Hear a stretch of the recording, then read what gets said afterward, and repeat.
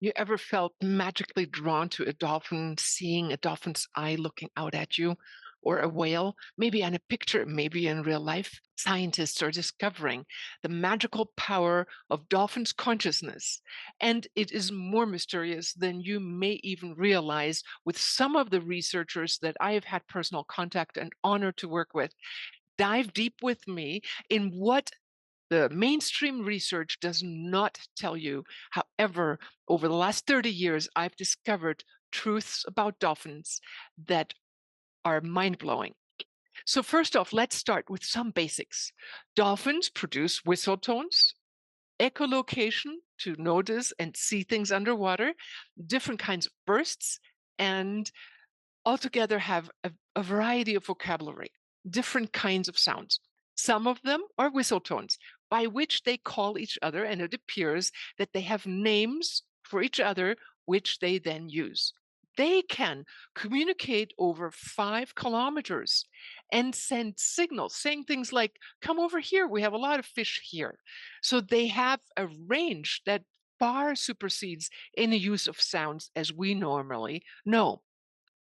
They also can see with their echolocation sounds into the bellies of pregnant mothers and know if a mother is pregnant or a woman has, like a friend of mine had a cyst in her ovary and went swimming with dolphins in the wild and they kept sonaring her belly.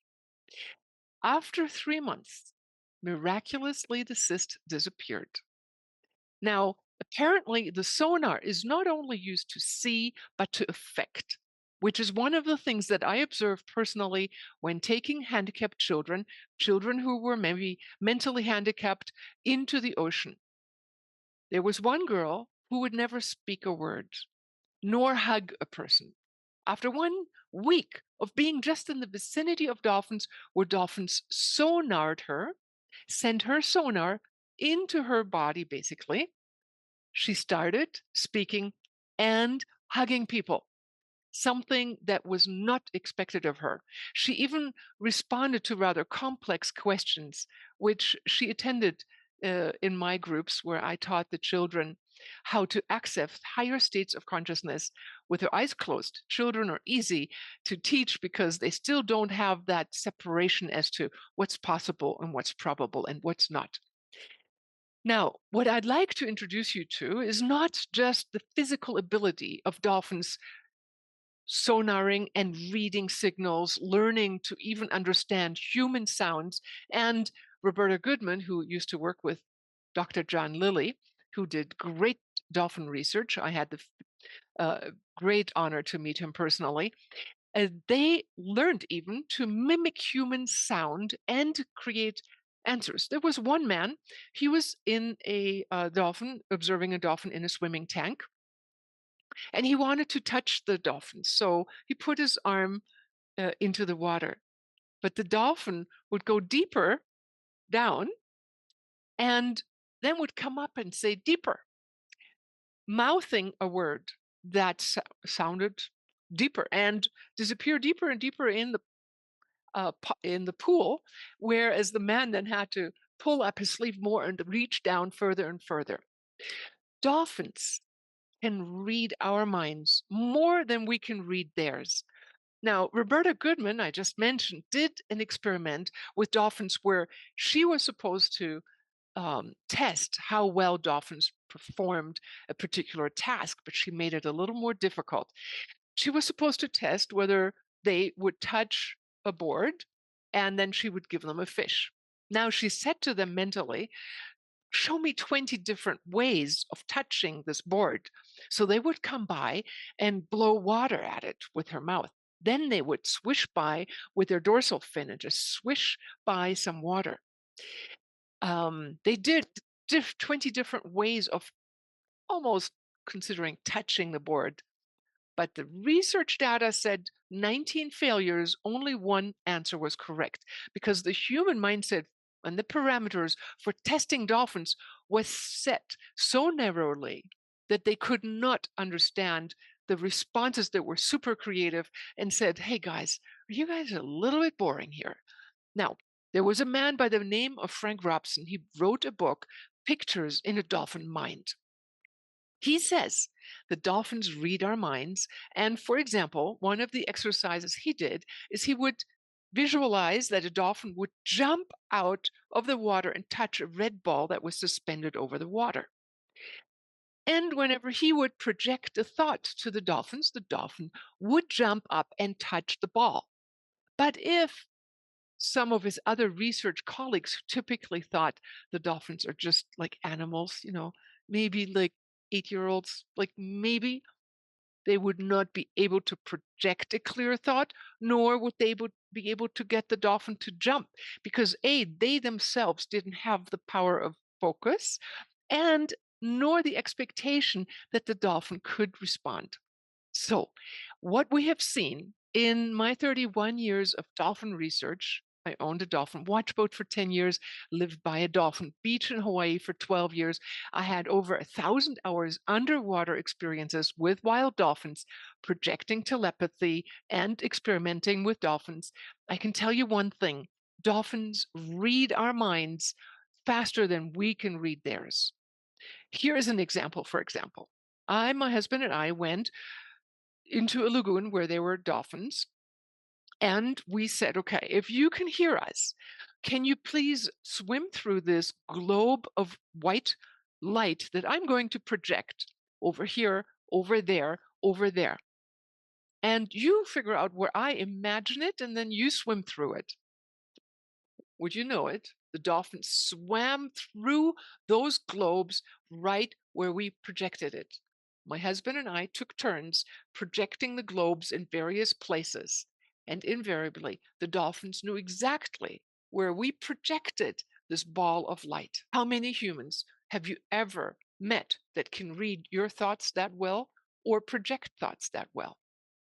See, research is accustomed to thinking in technical terms about consciousness. We think of it as the firing of the neurons in the brain. And we're now facing a time and a world evolution where we're trying to discover what consciousness is. But we cannot even consider that there is a higher than electrical impulse communication happening between animals and ourselves. I consider dolphins the angels of the sea, much like the Greeks did. So here's another experiment I did. I was swimming with the dolphins off of Lanai in Hawaii, an island over there, and I had not seen any babies. And I said, "Where do you have your babies? I mean, I'm sure they have some, right?" Would you know that within a couple minutes, I had almost a kindergarten school paraded by me, like a stream of aunties and younger dolphins all parading around as if to show me their school of a group of dolphins, of younger children, of younger dolphin children. Dolphins understand us more than we can understand them. So now, if you listen to research data, there is some that say they have these complex signals and we're trying to figure them out. We have not figured their language out, but the dolphins have been able to mimic us. One of the times, Roberta Goodman, actually, I heard that recording myself. She comes into where the dolphins are. She worked with captive dolphins at first. And the dolphin comes up and says, Roberta, I mean, would you believe it? They have to use their nose hole to produce a sound that we can hear. One other time, she was teaching the dolphin, saying, okay, you get a fish if you vocalize in my hearing range. How do you teach someone your hearing range? Like you think we only hear, we understand each other because we only vocalize in the levels, hertz frequencies where humans can hear. But dolphins have a much broader hearing range. So naturally, they make much higher and much lower sounds. So when she blindfolded herself, she would only throw a fish if she could hear their vocalization. And sometimes it became so faint, she stopped throwing a fish. And it became so high that she stopped throwing a fish. And from that moment on, the dolphins only vocalized within the range of her hearing capacity. The dolphins figured her out. And I would like to encourage us to step outside of the box and learn from researchers like myself My books, Wisdom of the Dolphins, tell of many miraculous stories that we are capable of as humans and communications between dolphins and ourselves, as well as my other book, Dolphins, Love, and Destiny, where I describe greater than normal communication and communion that humans can mimic and learn from the dolphins. Did you know that dolphins have 16, like the bottlenose right behind me, the typical ones that we know from the movie Flipper, have 1,600 grams of brain, whereas the human brain is about 1,200 grams, 30% less. Furthermore, the convolution on the surface of the brain, the gray matter, is more complex with dolphins than with humans, long thought to be the hallmark of intelligence. So, next time we think of intelligence, let's expand our mind and consider that there are other species that have learned to use their super intelligence to create a different kind of life and values, such as play and intimacy with one another, that is more important, harmony, rather than building bombs and buildings. One experiment I did with dolphins, I have it on camera, was where I asked the dolphins, "Are you homosexual or heterosexual?" I didn't know. This was way early in the 90s. Again, all these research things happened at a time when the research or the limitations as to how close we could get to dolphins and what dolphins were allowed to do with us, because believe me, they want to interact with us as well, even in the wild, was not as regulated as it is today. And regulations are for a good reason. I don't mind, because if we in mass come and bulge in on their private habitat, we would disturb their way of life. Motorization and noise production reduced the vocalization of dolphins already by 30%. So we already have influenced their life just simply by the boat activity, let alone then by dolphins swimming near humans. And by the way, they can outswim any human. They can just dive down a tiny bit more, and humans are in the dust. The dolphin just kicks with his fin and off they go. But what I wanted to share with you, is the answer. So I jump in the water. Don is ready with the camera, my husband, and up come three juvenile male dolphins, and they have their erect penises. They have to push them out, and get at it. I did not know. I had no idea that this is how they interacted. As a matter of fact, they are much more group minded and much more playful than we would think. They are not the species that is monogamous or mates for life. Let me just say that much.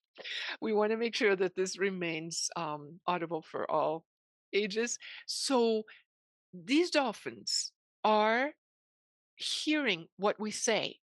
When you are capable of clearly projecting a thought, Robert Monroe, who developed the Monroe Institute and taught out of body experimentations, thought described the thoughts as thought balls, compact informational fields that we project, that have a bundle of information in them. And dolphins seem to be able to pick up on the meaning and then respond.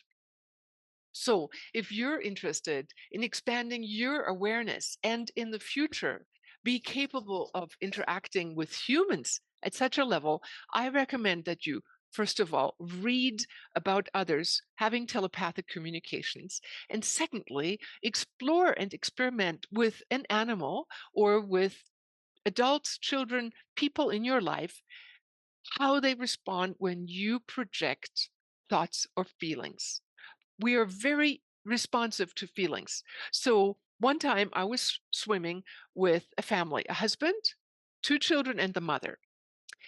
And the husband was very egotistical. He was like, I get to jump first because I paid for the trip. There are the dolphins. He jumped in. The dolphins went the other direction. So I went in with the children, who were 6 years old at the time and 8, and could not swim. My husband and I took the boy and the girl each. I took the girl, he took the boy by their hands, and I mentally begged the dolphins. I said, please, these children cannot swim as fast as you can. Would you please do us a favor? Come around and visit them.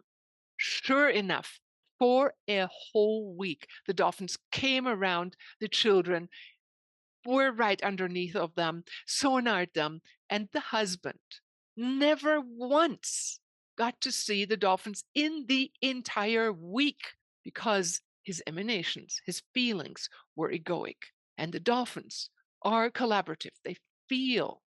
And that's the first beginning of how we can practice telepathy. If you're interested in expanding your vocabulary as a human, try and feel goodness. Explore just the feeling of gratitude.